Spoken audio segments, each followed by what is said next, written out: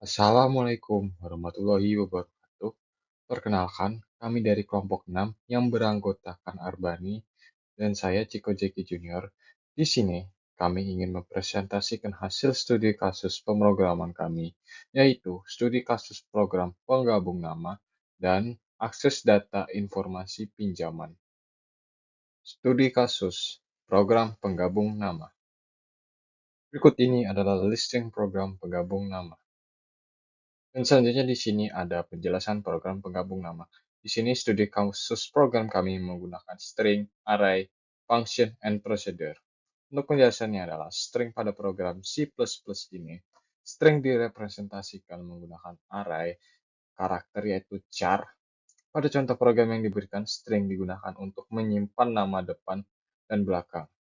Penggabungan string dilakukan menggunakan fungsi strcat.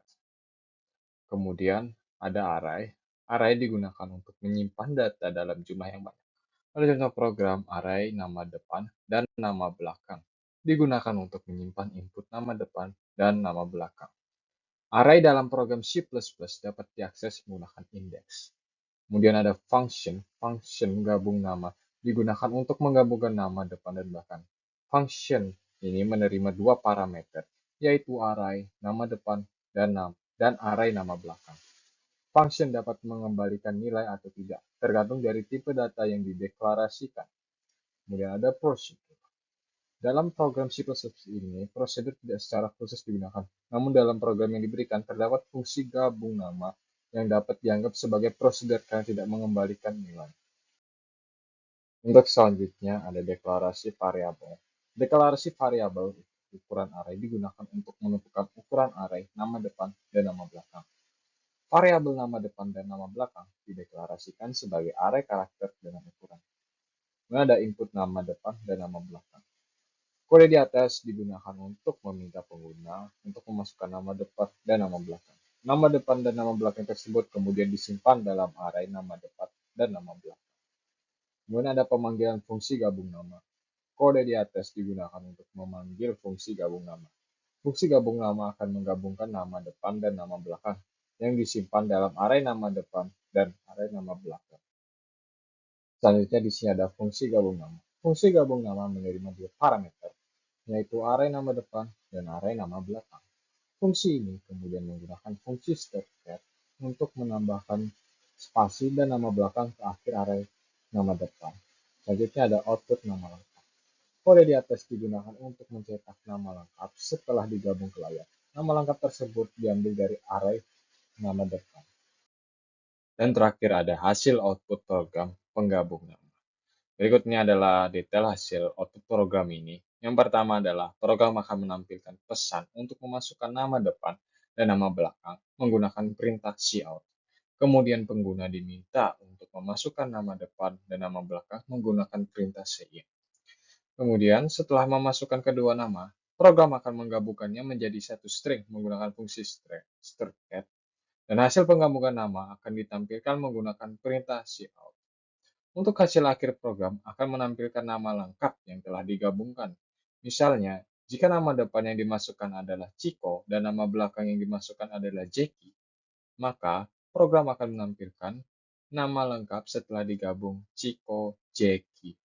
Selanjutnya, saya Arbani yang akan menjelaskan studi kasus program yang kedua, yaitu program akses data informasi pinjaman.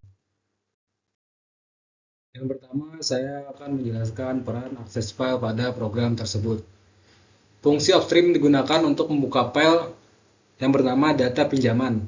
Jika file tersebut belum ada, maka program tersebut akan membuat file data pinjaman secara otomatis. Kemudian data peminjam yang diinputkan oleh pengguna dituliskan ke dalam file.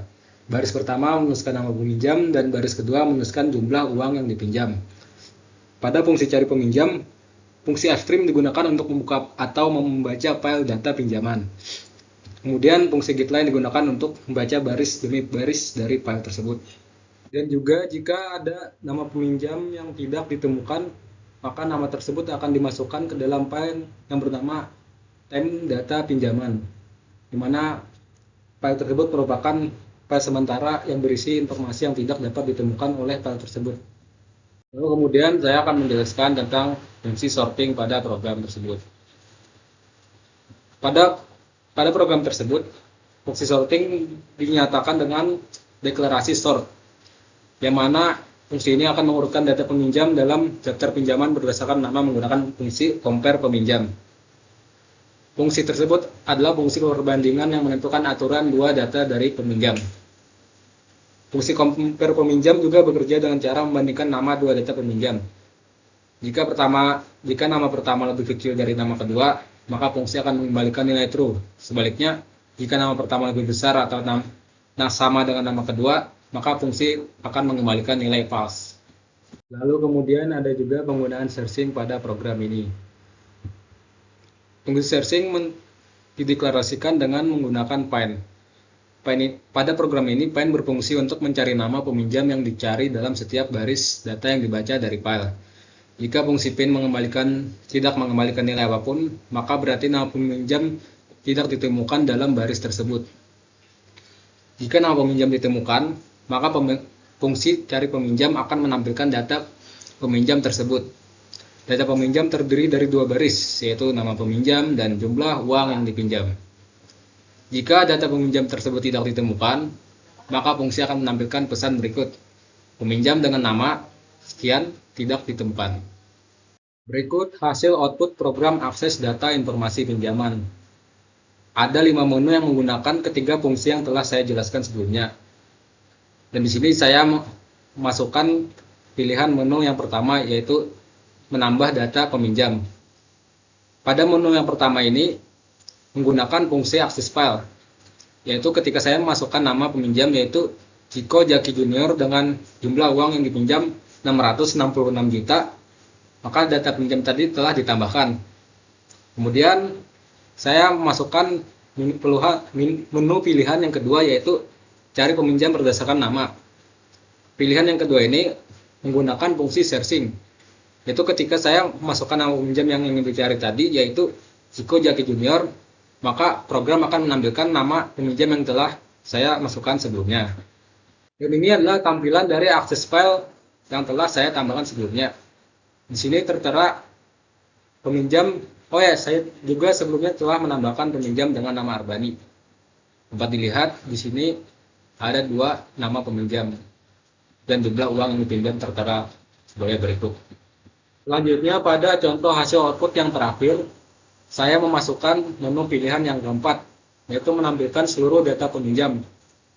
Dapat dilihat di sini fungsi sorting mengurutkan data peminjam berdasarkan nama, yaitu Arbani, kemudian Ciko Jaki Junior. Mungkin hanya itu saja yang bisa saya sampaikan. Apabila ada kesalahan kata, mohon dimaafkan. Wabillahi taufiq wal hidayah. Wassalamualaikum warahmatullahi wabarakatuh. Terima kasih.